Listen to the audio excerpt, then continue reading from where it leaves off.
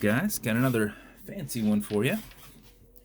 This is one of my custom dials. I went with I'm a big P-40 Warhawk fan, so I remember building the model when I was a kid, putting the stickers on for the teeth and all.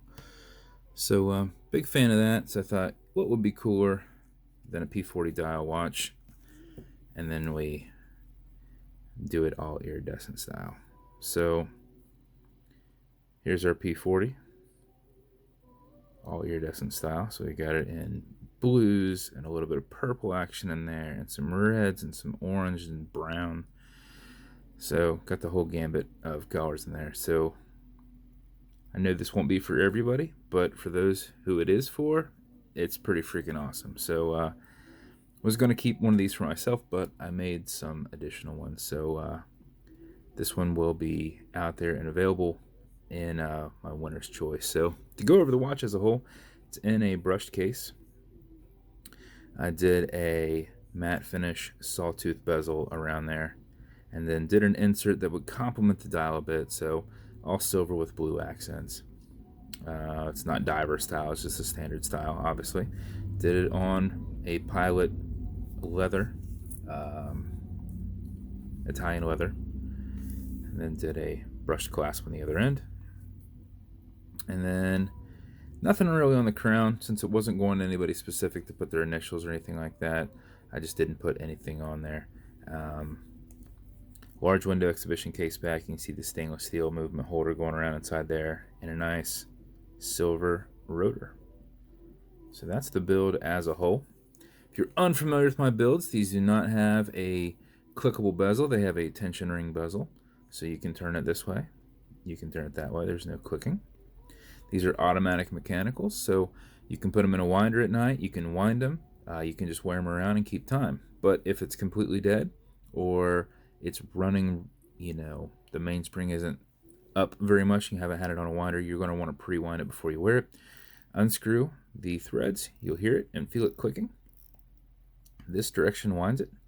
This direction does nothing, but it's a lot easier to wind it like this. If you wind this for 4 or 5 seconds before you wear it, you will keep time throughout the day, even if you're not very active. And if you wind it something closer to 20 seconds, you're going to max out your 31-hour power reserve, though you can wind it all day as the reversers kick in. And you're slightly going to pull it back. If you don't, you will start threading it back on. So you're kind of like pulling it, but you're not pulling it into that one and only click. So I kind of like push my thumb against it and kind of give that kind of buffer. And I'm just barely rubbing my thumb back and forth. That's my my pro tip. So if you do it for, like I said, closer to 20 seconds, you're going to max out your 31-hour power reserve, though you can wind it all day, as it will not hurt anything, and the mainspring will just stop getting compressed once it maxes out. If you pull it to the one and only click, now you can set your time. It's not a hacking movement, so it's going to keep going. You can see you've got a wobble crown in there. It's deflecting. When you're pushing and prying on it, it's deflecting. It's not going into that stem and putting any pressure on the movement. In your once again, slightly pulling back as you're setting it. So I'm just kind of barely pulling, and I can set the time. Okay, Google, what time is it? Google's thinking. Okay, Google, what time is it? 11:34 a.m. Right?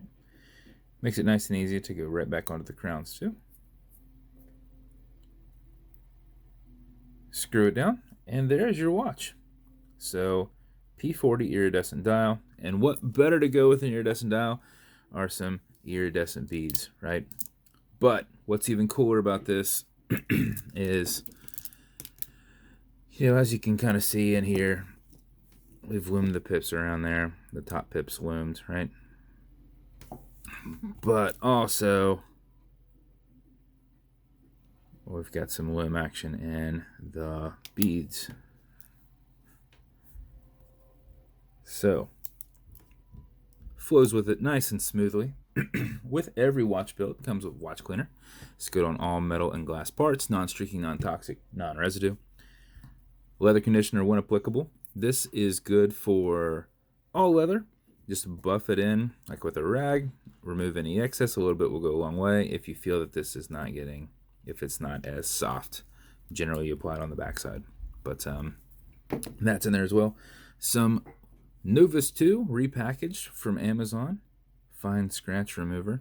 It's essentially like Polywatch. This is an acrylic glass, and if you scratch it, you can buff it out. You just need to buff against it, fill it, generate some heat behind your thumb with a microfiber, and 15 seconds later, it should be completely gone, and it will feel like Pledge on wood. So just use a little bit, I promise. And hopefully you like this build, and maybe one of you guys ends up winning it. So if you want to continue to see builds like this in the future, like and subscribe, please. That's awesome. You can see them in real time as I do these all the time. So thank you for hanging out with me, and hopefully I'll be able to watch soon. Thanks.